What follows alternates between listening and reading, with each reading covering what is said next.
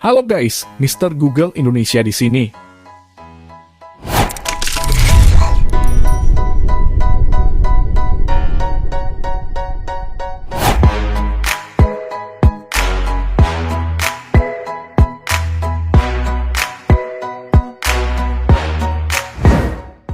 Kebijakan yang ada di suatu negara itu merupakan tindakan yang sudah disepakati oleh pemerintah.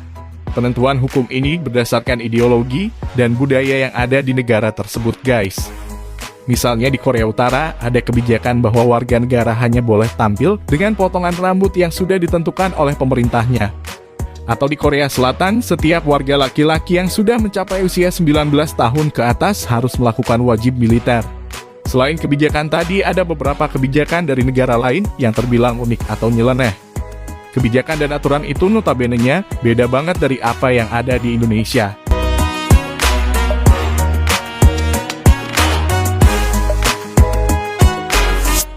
Nah, berikut ini 5 kebijakan unik dari negara lain yang beda banget dari Indonesia.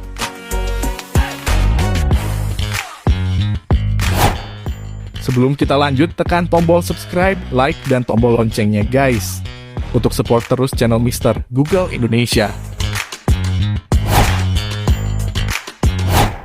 Anak muda yang dibayar jika mau tinggal terpisah dari orang tua.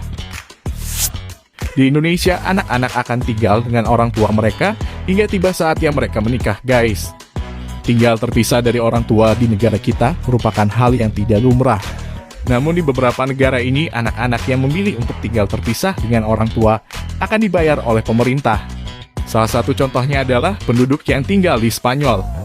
Anak yang tinggal beda rumah dari orang tuanya akan dibayar sebesar 4 juta rupiah per bulan oleh pemerintah.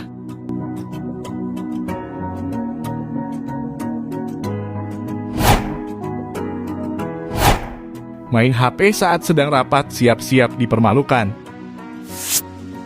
Aturan yang satu ini diterapkan di Belgia, guys. Setiap rapat atau pertemuan yang dilakukan oleh pemerintah Belgia akan disiarkan melalui kanal YouTube official milik pemerintah.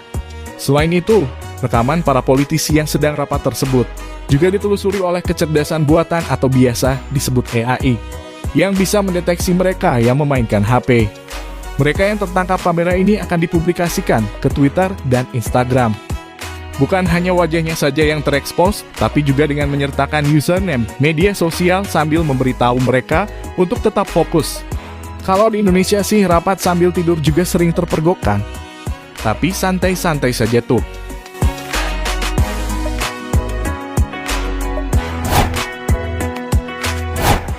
Mau hidup enak terus, kebutan aja karena warganya dilarang miskin. Untuk yang masih belum tahu, Bhutan merupakan negara kecil dan berbentuk kerajaan masuk di kawasan benua Asia, guys. Karena merupakan negara kecil, Bhutan hanya memiliki kurang lebih 1 juta penduduk. Menariknya akan sangat susah sekali menemukan tunawisma di negara ini. Alasannya, penduduk Bhutan dilarang miskin.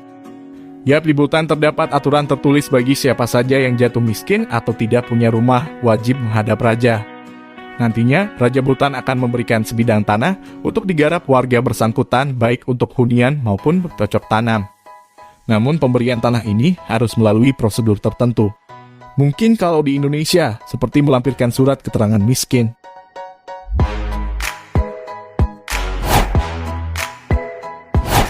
Di Belanda, siapapun yang pergi ke kantor dengan sepeda akan diberi uang.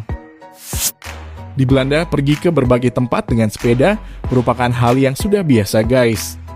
Tak heran kalau kemudian pemerintah memberikan hadiah kepada mereka yang mau pergi dengan sepeda saat hendak ke kantor misalnya. Setiap pesepeda yang akan berangkat kerja, mereka akan diberikan uang saku. Hal ini merupakan solusi untuk meredam kemacetan yang semakin meningkat, baik di jalan raya atau jalan tol. Setiap 1 kilometer, para pesepeda akan dibayar sebesar Rp3.000. Nah, terkait dengan kebijakan ini, Indonesia juga sudah punya rencana akan menerapkan hal yang sama, guys. Tinggal menunggu realisasinya saja, semoga bisa segera.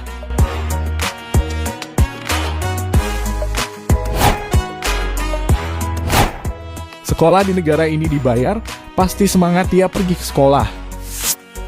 Di beberapa negara, termasuk Indonesia, mahalnya pendidikan masih dirasakan oleh masyarakat. Nah, berbeda lagi kalau kamu tinggal di negara berikut ini, guys, karena anak-anak akan dibayar agar mau sekolah. Di negara Swedia misalnya, negara ini sudah lama dikenal membantu para siswanya secara finansial.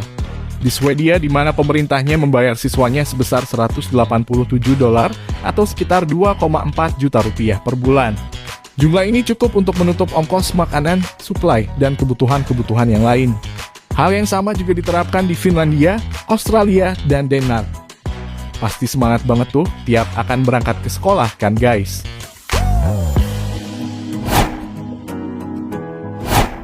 Nah, itulah kebijakan dan aturan unik dari berbagai negara. Aturan-aturan tadi akan sangat bagus banget kalau diterapkan di negara Indonesia. Namun nggak juga harus sekaligus, ya dicicil dan direalisasikan satu persatu juga akan memberikan efek berbeda. Kalau Mimin paling setuju menerapkan aturan tidak, boleh main HP saat sedang rapat kalau kalian setuju dengan aturan yang mana guys. Jangan lupa di-subscribe. Mr. Google Indonesia di sini, sampai berjumpa lagi di video menarik selanjutnya.